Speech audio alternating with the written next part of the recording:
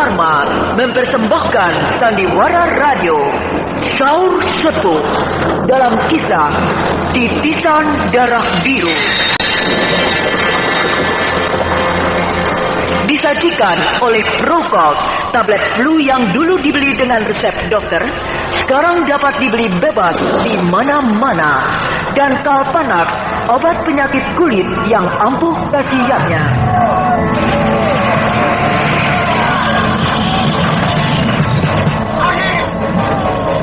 Titisan Darah Biru diproduksi oleh Haravana Record. Naskah karya Niki Kosasih, hiasan musik dan sutradara Indra Mahendra.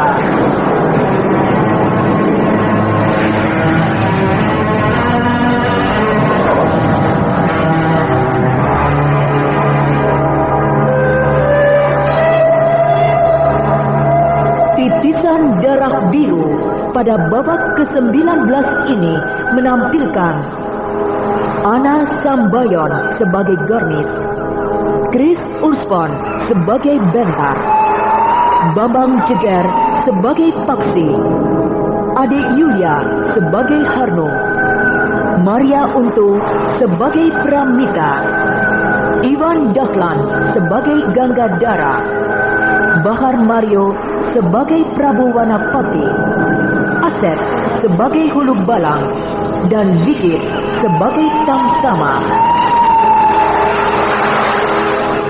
Inilah Titisan Darah Biru.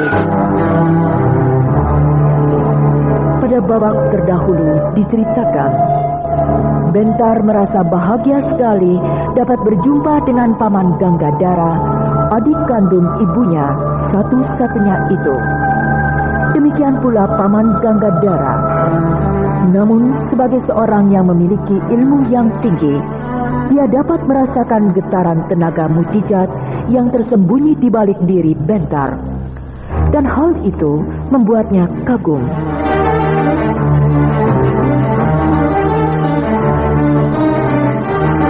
Sementara itu, Raden Paksi Jaladara yang diberitahu tentang kedatangan Paman Ganggadara yang disertai Garnis dan Widura dengan cepat memacu kuda dan dalam waktu singkat sudah tiba di Kadipaten Jampari. Inikah Paman Ganggadara, pamannya Kakang Bentar dan Kak Garnis?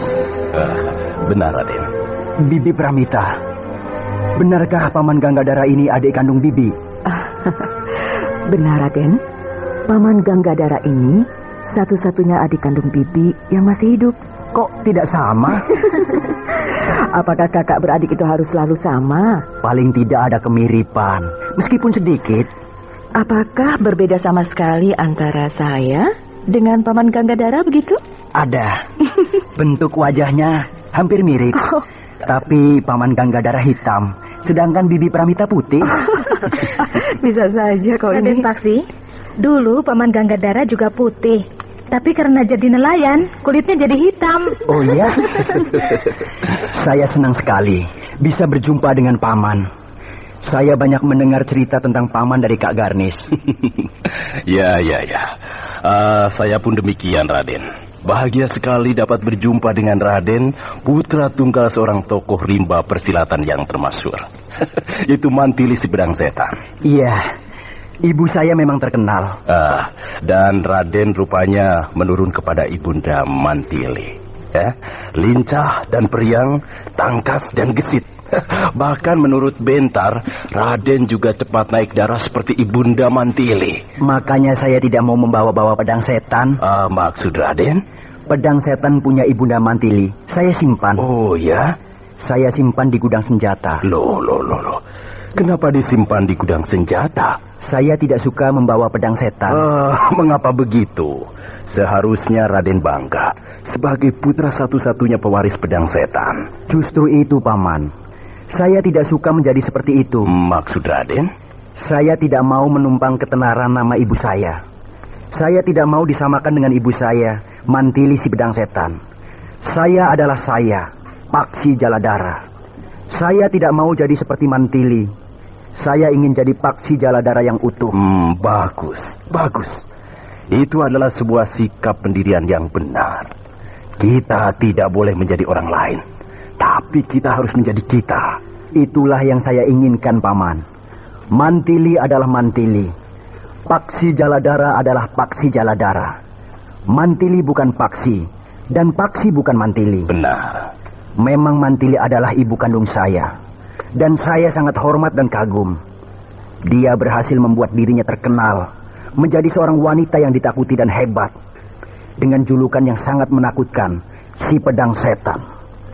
Karena saya menghormati ibu saya itulah, maka saya tidak mau mengambil julukannya, si Pedang Setan. Iya, benar-benar. Zaman kejayaan si Pedang Setan sudah lewat, sudah berlalu. Dulu ya dulu, sekarang ya sekarang. Saya rasa tidak perlu kita terbius oleh kejayaan di masa lalu. Lebih baik kita hadapi saja kenyataan yang ada sekarang. Saya kagum terhadap sikap dan pendirian Raden. Raden sangat bangga terhadap ibu Raden yang hebat. Tapi Raden tidak mau menjadi ibu Raden. Dan itu memang benar bahwa Raden tidak perlu menjadi Mantili. Tapi susahnya, Paman. Orang-orang masih saja menghubung-hubungkan saya dengan ibu saya. Orang selalu berkata, itu Raden Paksi Jaladara, putranya Mantili si Pedang Setan. Awas, hati-hati. Dia pasti ganas dan kejam seperti ibunya. Wah, jadi kacau. Padahal saya tidak begitu. Saya tidak kejam kok. Ganas juga tidak. Biasa-biasa saja. Iya, Raden lincah, periang, tangkas, dan gesit. Gerak-gerik Raden sama benar dengan Bibi Mantili. Nah, tentu saja orang-orang jadi ingat kepada Bibi Mantili. Ya, memang susah juga. Ibu saya terlalu terkenal. Dan rupanya orang-orang belum mau kehilangan Mantili, sehingga sebagai pelariannya menyamakan saya dengan Mantili. Rai Paksi, Rai Paksi tidak perlu tergesa-gesa. Pelan-pelan saja. Nama Bibi Mantili dengan julukannya yang menakutkan, si Pedang Setan, terlalu mengakar di hati masyarakat. Jadi, untuk menghilangkan bayangan Mantili di hati masyarakat memerlukan waktu. Tidak perlu dilakukan dengan terburu-buru, tetapi sedikit demi sedikit saja. Benar, Kakang Bentar. Nah, Paman, Ya. Kak Garnis dan Kakang Widura, sekarang kita harus pergi ke keraton untuk menghadap kepada Kakang Prabu Wanapati. Baik, Raden. Kakang Bentar juga harus ikut. Ya, tentu saja Rai Paksi. Aku juga sudah agak lama tidak menghadap kepada Rai Prabu Wanapati. Apakah aku boleh ikut? Oh, tentu saja Bibi. Bibi Pramita harus ikut. Karena Bibi Harnum tentu sudah kangen. Ya. Meskipun Kakang Prabu Wanapati masih muda, tapi beliau adalah seorang raja, Raja Madangkara. Dan kita semua wajib mengabdi dengan tulus kepadanya. Tentu, Raden. Sebagai para kesatria utama kerajaan Madangkara, tugas yang paling suci ialah berbakti kepada raja. Benar, Paman. Dan Kakang Prabu Wanapati adalah keturunan satu-satunya dari Uwak Brahma, yang terkenal dengan julukan Brahma Kumbara Raja Agung Madangkara. Kepada Kakang Prabu Wanapatilah kita semua berharap agar kehebatan Brahma Kumbara dapat diteruskan. Iya, benar. Saya pun demikian. Bahkan kalau saya sedang rindu kepada Ayahanda Brahma, kadang-kadang saya sering memandang Rai Prabu Wanapati. Sebab wajahnya sangat mirip dengan Ayahanda Brahma. Oh, iya. Iya, bentuk tubuh maupun bentuk wajahnya mirip sekali dengan Ayahanda Brahma Kumbara. Tapi sifatnya agak lain. Lebih mirip kepada Bibi Harnum. Oh, ya? Iya, lincah dan periang. Suaranya juga lantang dan nyaring seperti Bibi Harnum. Kalau Uwak Brahma Kumbara kan kalem dan mantap. Wah, tentulah sangat menyenangkan. Dua kepribadian menyatu di dalam diri Prabu Wanapati. Oh, Tamtama, jaga. Ada apa lu, Bang? Buka pintu gerbang keraton. Ada tamu agung? Ya, kerabat raja dari Kadipaten Campari. Siaga. Pintu gerbang dibuka.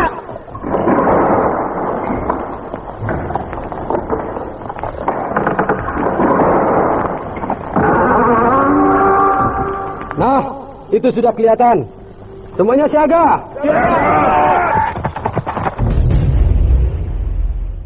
Dulu Balang. Ya, Yang menunggang kuda di belakang Kanjeng Adipati Bentar, seorang gadis yang cantik dan gagah. Itukah yang bernama Garnis, saudaranya yang tinggal di Blambangan? benar. Dialah Den Ayu Garnis. saudaranya Kanjeng Adipati Bentar, yang baru datang dari Blambangan. Lalu yang berkuda di sampingnya, seorang laki-laki yang gagah? Aku tidak tahu. Mungkin salah seorang kerabatnya.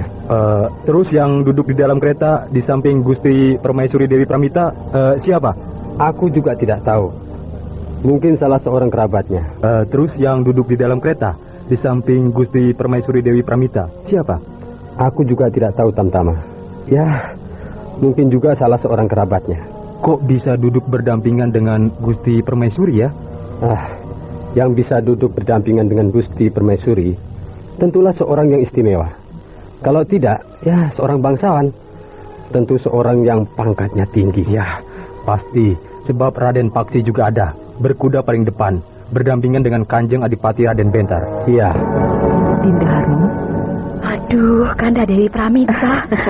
Hampir saja saya menikahkan seorang punggawa untuk pergi ke Jamparing. Sebab saya sudah kangen ingin bercakap-cakap dengan Kanda Pramita. Oh ya? Tadi Hulu Balang kepala regu pasukan pengawal keraton kesini mengabarkan kepada saya bahwa Kanda Dewi Pramita datang. Saya gembira sekali. Dan juga katanya bersama Garnis. Ya, benar Dinda Harno. Lalu di mana dia? Saya kangen pada Garnis. Dia seorang gadis yang cakap. Dia langsung ke istana, Dinda, menghadap kepada Ananda Prabu Wanapati. Setelah selesai, pasti nanti dia akan ke sini. Syukurlah. Lalu Hulu Balang juga berkata bahwa yang ikut bersama Kanda Dewi Pramita ada lagi 2 orang tamu dari Blambangan. Siapa mereka? Ya, satu Arya Widura, tunangannya Garnis. Oh, tunangan Garnis. Oh, Garnis sudah bertunangan. Tentunya dia seorang pemuda yang gagah perkasa. Demikianlah Dinda, dia pilihan Garnis. Syukurlah. Lalu yang seorang lagi? Yang seorang lagi dialah Ganggadara. Ganggadara? Ya. Adik kandung Kanda Dewi? Betul. Yang sering Kanda Dewi ceritakan itu? Yang tinggal di Blambangan bersama Garnis? Betul, Dinda. Ingin sekali saya berjumpa dengannya. Tentulah dia seorang pria yang arif, sebagaimana Kanda Dewi Pramita, yang lembut dan anggun. Dia seorang rakyat jelata, Dinda Harnum, bekerja sebagai seorang nelayan. Jadi nampak sebagai rakyat biasa. Rakyat biasa dengan kita sama saja, Kanda. Yang penting kepribadiannya. Pastilah kepribadiannya tidak akan jauh berbeda dengan Kanda Dewi. Ya, demikianlah Dinda. Nah, saya segera akan menitahkan dayang-dayang istana agar hari ini masak yang istimewa. Saya ingin menjamu Ganggadara, adik kandung Kanda Dewi Pramita. Terima kasih, Dinda Harnum. Kau baik sekali mau menerima saudara saya. Kita sudah menjadi saudara.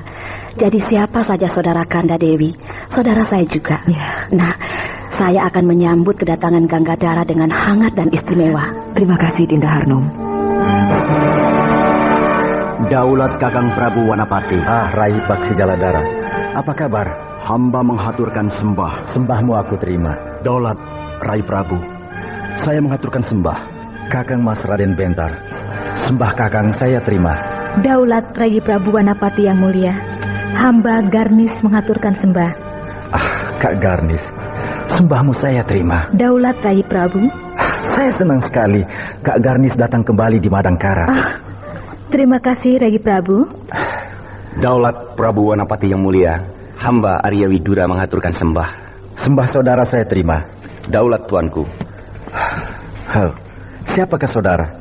Rasanya kita baru berjumpa. Dia adalah Kakang Widura, tunangan Kak Garnis, Kakang Prabu. Oh, benarkah?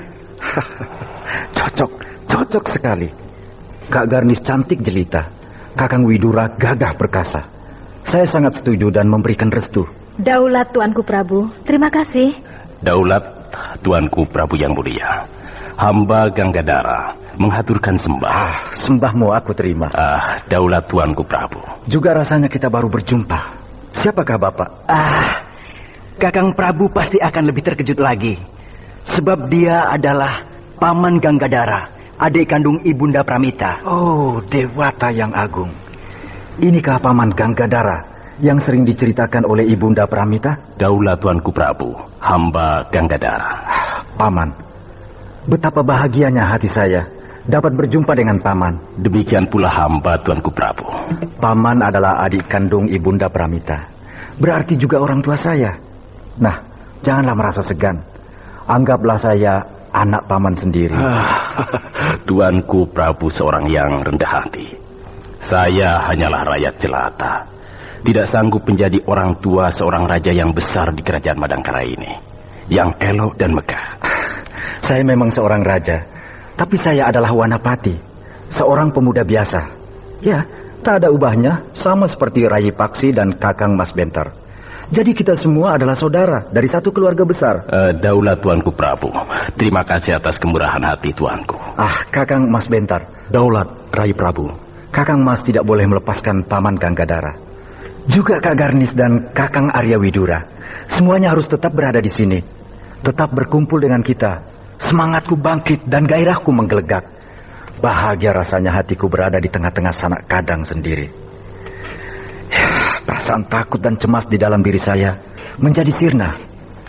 Dengan bantuan para sanak kadang semuanya, saya merasa yakin akan bisa memimpin kerajaan Madangkara ini dengan baik. Daulat Rai Prabu, harapan Rai Prabu akan saya wujudkan. Terima kasih Kakang Mas Bentar. Daulat Gusti Permaisuri, hamba Ganggadara mengaturkan sembah. Sembahmu aku terima, Ganggadara. Daulat Gusti. Janganlah sungkan terhadapku. Aku adalah saudara kakakmu, Kanda Dewi Pramita. Jadi kita bukan siapa-siapa, tapi kita masih bersaudara. Daulat Gusti, hamba mengaturkan terima kasih atas kemurahan hati Gusti. Kau tidak usah kembali lagi ke Blambangan ya. Tetaplah di sini, berkumpul dengan kami. Sebab dengan selalu berkumpul, semua kesulitan dan semua masalah bisa kita pecahkan bersama-sama. Terutama anakku Prabu Wanapati. Dia tentu sangat membutuhkan bimbingan dari semua. Daulat Gusti. Nah, Garnis, kemarilah. Duduk di dekatku. Daulat Bibi Permaisuri, inikah tunanganmu, Arya Widura? Hamba mengaturkan sembah, Gusti. Sembahmu aku terima. Daulat Gusti. Garnis, kau pandai memilih. Widura tunanganmu ini gagah sekali. Sangat pantas menjadi suamimu. Nah, kapan kalian akan menikah? Ingat Garnis, ibumu Kanda Dewi Pramita sudah rindu ingin menimang cucu. Bukan begitu Kanda Dewi? Bisa saja Dinda Harnung ini. Bagi saya terserah Garnis dan Widura. Merekalah yang berhak menentukan waktunya. Tapi jangan lama-lama ya Garnis. Nanti keburu disambar orang. Kau yang menangis kehilangan Widura. Ganggadara sangat terharu. Tidak menduga kalau sambutan yang diterimanya demikian hangat dan penuh persaudaraan. Sehingga Ganggadara tidak sedang merasa di negeri yang asing, tetapi dapat merasakannya sebagai di negeri sendiri. Akhirnya dia menjadi bimbang, sebab dia punya cita-cita akan kembali ke Sadeng, ke tempat asalnya, untuk menghabiskan masa tuanya di kampung halamannya. Apakah Ganggadara akan memutuskan untuk menetap di Madangkara? Nah, pendengar yang budiman, marilah kita ikuti lanjutan serial Sandiwara Radio Saur Sepuh ini di waktu dan gelombang yang sama. Pada babak terdahulu diceritakan, Ganggadara sangat terharu oleh sambutan Prabu Wanapati dan Permaisuri Dewi Harnum yang hangat dan bersahabat, penuh persaudaraan. Hal tersebut membuatnya serasa di negeri sendiri dan sama sekali tidak merasa asing di negeri Madangkara. Pantas kami tak kerasan sekali di Madangkara ini karena sikap mereka yang penuh persaudaraan. Ya, benar Gangga. Mulanya aku merasa was-was dan juga yakin setelah Kakanda Brahma meninggal, pastilah sikap mereka terhadapku akan acuh tak acuh. Sebab aku beranggapan aku dan Bentar dihormati dikarenakan aku dibawa ke sini kemudian diperistri oleh Kakanda Brahma. Iya, Kamita bukan orang asli Madangkara, tapi orang asing dari negeri yang jauh, yaitu dari Sadeng. Selain itu, Kamita seorang janda sudah punya anak dua. Iya. Maka tentulah rakyat Madangkara, terutama kalangan bangsawan akan kecewa. Kau Brahma kawin dengan janda dan sudah punya anak lagi. Apakah di Madangkara sudah tidak ada perawan yang cantik? Benar, Gangga. Hal itu sudah aku sampaikan kepada Brahma. Tapi ya, mungkin semuanya sudah menjadi kehendak Dewata. Brahma tetap pada pendiriannya, harus kawin dengan aku. Bahkan Bentar dengan resmi diambil sebagai anak angkat. Tentu tidak ada satupun yang berani menentang. Sebab semuanya takut kepada Brahma. Ya, benar.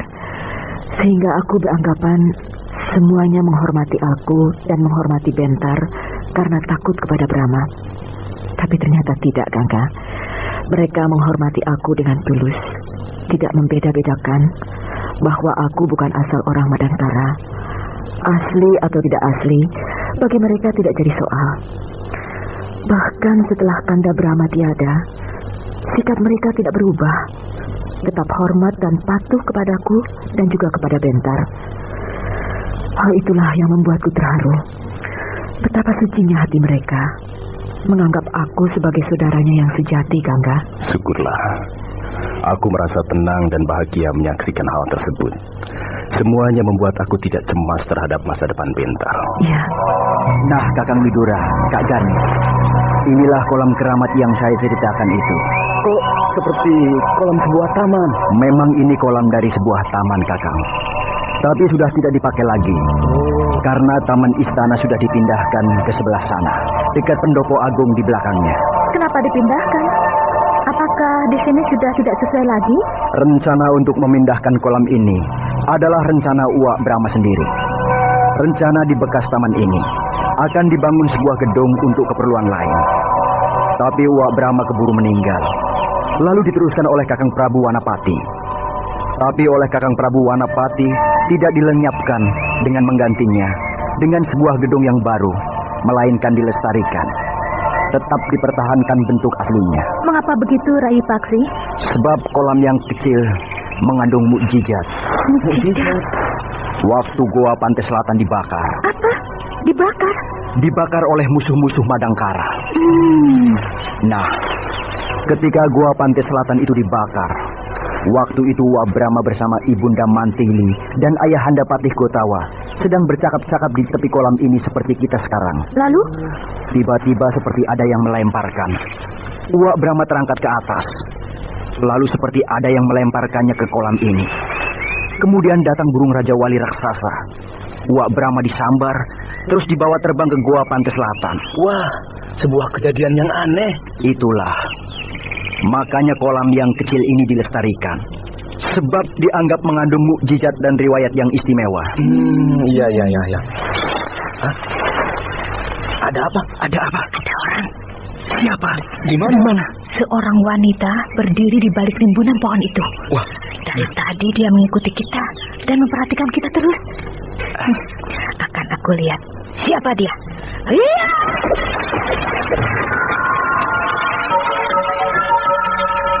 Waduh, Kak Garnis tiba-tiba tubuhnya melambung ke atas, lalu jungkir balik di udara. Dan dalam waktu sebentar saja sudah sampai di dekat pohon itu. Hebat benar ilmu meringankan tubuhnya. Tidak. Siapakah adik? Mengapa mengikuti saya dan memperhatikan saya?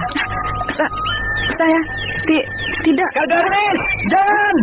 Itu Dewi Rara Amiyati. Dewi Rara? Kak Garnis, ini Dewi Rara Amiyati. Oh, inikah kembang keraton Madangkara yang terkenal itu? Iya, benar. Oh, betapa cantiknya kau, Dewi Rara. Dewi Rara, mengapa kau berada di sini dan memperhatikan kami? Saya mendengar ada tamu dari Blambangan. Oh, kau pasti ingin melihat Kak Garnis dan sekalian ingin berkenalan, bukan? Iya. Nah, silahkan berkenalan. Aku Garnis, kakak kandung Raden Bentar. Rara Amiyati. Namamu sangat bagus. Cocok dengan orangnya. Sangat cantik. Kak Garnis juga cantik. Ini tunanganku Widura. Widura.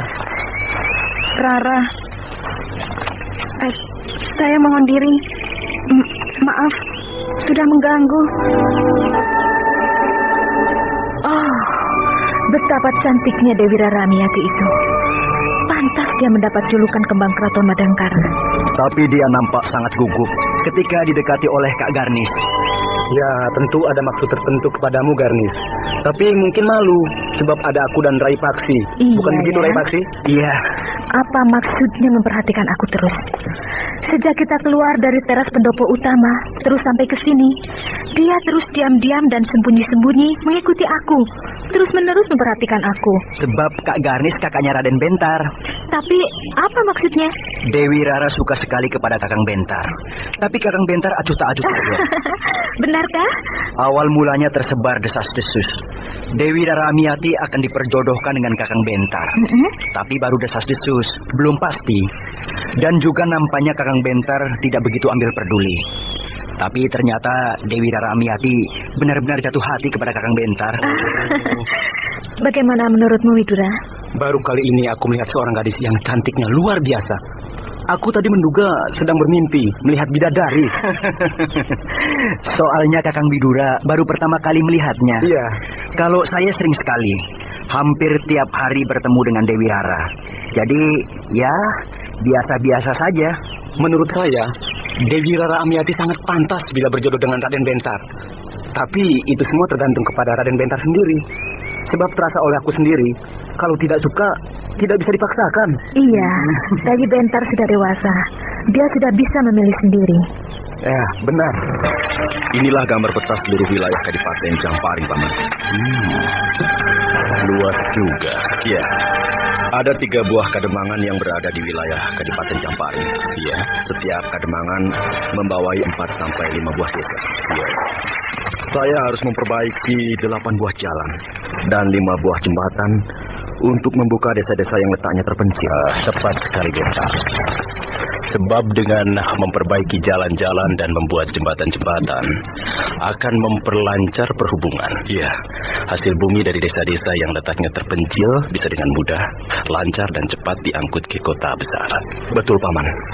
Saya akan menjadikan Kadipaten Jamparing sebagai pusat penampungan seluruh hasil bumi. Dari sini baru disalurkan ke tempat-tempat lainnya yang disesuaikan dengan kebutuhannya. Iya. Paman! Kakang Bentar! Nah, itu Rai Paksi. Iya, bersama Garnis dan Widura. Bukankah Paman berkeinginan melihat wajah ibu saya, Ibunda Mantili? Iya, benar-benar. Nah, mumpung masih pagi, mari kita berangkat ke Gunung Wangsit. Baik, Raden. Itulah Gunung Wangsit. Sebuah gunung yang tidak begitu besar dan tidak terlalu tinggi. Di puncak Gunung Wangsit itulah Ibunda Mantili pernah mendirikan sebuah padepokan dan menjadi guru. Muridnya cukup banyak, di antaranya Paman Soma. Kak Garnis pernah berjumpa dengan Paman Soma, bukan? Ya, pernah. Sewaktu meletus perang saudara. Tapi itu sudah lama sekali. Dan waktu berpisah kala itu, Paman Soma sudah berniat untuk bermukim di Gunung Wangsit dengan maksud akan melestarikan peninggalan Bibi Mantili, yaitu perguruan padepokan Gunung Wangsit. Sudah jadi, Kak Garnis. Oh iya. Paman Soma berhasil membangun kembali padepokan itu. Malah jadinya lebih bagus. Ya, sebagai bekas seorang murid yang murtad, sudah sewajibnya menebus dosa-dosanya dengan melestarikan peninggalan gurunya. Bagaimana, Garnis? Kau berkata seorang murid yang murtad. Benar, Paman. Paman Soma adalah murid Bibi Mantili. Tapi sebenarnya dia seorang musuh yang diselundupkan menjadi murid Bibi Mantili dengan tujuan mencuri buku Ajian Serat Jiwa. Wah. Paman Soma yang waktu itu masih muda remaja berhasil menjalankan tugasnya mencuri buku Ajian Serat Jiwa dan dikutuk oleh Bibi Mantili. Nah, setelah Bibi Mantili meninggal, Paman Soma bersumpah ingin menebus dosa-dosanya dengan melestarikan padepokan Gunung Wangsit. Lebih dari itu, Paman Soma telah membuat patung Bibi Mantili. Patung Bibi Mantili? Iya, sebuah patung dibuat dari batu hitam yang persis dengan Bibi Mantili. Bukan main. Rupanya dia benar-benar bertobat. Iya, dengan melihat patung itu, Paman akan dapat mengetahui bagaimana rupa dan bentuk Bibi Mantili. Aku ingin segera melihatnya. Marilah kita segera mendaki, naik ke puncak Gunung Wangsit ini. Tapi jalan mendaki terlalu curam. Tidak bisa sambil menunggang kuda. Jadi kita harus turun dari kuda dan meninggalkan kuda-kuda kita di sini. Iya, mari kita turun dari kuda. Nah, kita sudah sampai. Itulah padepokan Gunung Wangsit. Sebuah padepokan yang amat elok, bersih dan teratur. Terdiri dari 3 buah bangunan besar. Sebuah rumah panggung yang besar dan panjang, yang 2 lagi terletak di kiri kanannya. Dulu padepokan itu dibakar oleh kelabang hitam, musuh besar Ibunda Mantili. Rusak berat, hampir rata dengan tanah. Tapi sekarang menjelma kembali menjadi sebuah padepokan yang lebih besar dan lebih indah. Ini semua berkat jasa Paman Soma yang dengan bersungguh-sungguh membangkitkan kembali padepokan itu. Iya, tapi keadaannya sunyi. Pada kemana murid-murid padepokan itu? Mungkin sedang berlatih di pekarangan belakang, atau sedang melakukan pelajaran bersemedi di dalam rumah panggung yang besar dan panjang itu. Iya, marilah kita memasuki padepokan itu. Nah, itu ada seorang pemuda keluar dari rumah yang di sebelah sana itu. Santrik! Oh, Raden Paksi! Selamat datang, Raden. Mana gurumu, Paman Soma? Oh, sedang berada di bawah tanah, Raden. Di dalam jurang, sedang berlatih pelajaran ilmu cicak. Mendaki dinding jurang. Panggil ke sini. Katakan aku datang bersama para tamu agung dari Blambangan. Daulat, Raden. Segera hamba kerjakan. Silakan Raden beserta para tamu agung menunggu di pondokan utama. Iya. Awas, jangan ada yang terpeleset. Dinding jurang itu batu-batuan cadas yang runcing. Kalau kalian jatuh, kepala kalian akan pecah. Terbentur batu cadas yang runcing itu. Pusatkan pikiran, atur pernapasan. Salurkan kepada kedua tangan dan kaki kalian. Ya, limpahkan kekuatan kepada tangan dan kaki. Gila, sikap muridku itu apa-apaan. Dia meloncat dari tepi jurang bagian atas, melayang turun ke sini. Guru, ada apa, Sukap? Ada tamu agung, Guru. Tamu agung? Iya.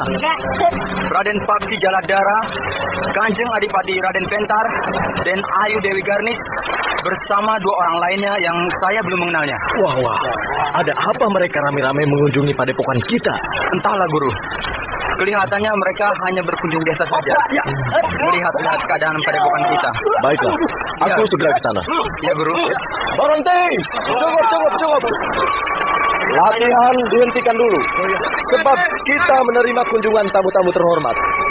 Semuanya turun ke dasar jurang. Istirahatlah. Lalu kembali ke padepokan.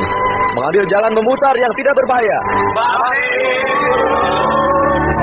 Mantili memang sangat terkenal sebagai Ratu Pedang yang pernah menggegerkan rimba persilatan dengan julukannya yang menakutkan, si Pedang Setan. Maka tidak heran kalau Paman Ganggadara ingin sekali melihat perwujudan Mantili, meskipun hanya dari sebuah patung. Untuk itu, mereka ramai-ramai pergi ke Gunung Wangsit. Soma yang saat itu sedang melatih murid-muridnya mempelajari ilmu cicak, yaitu ilmu mendaki dinding jurang yang sangat curam dan terjal, segera diberitahu oleh salah seorang muridnya.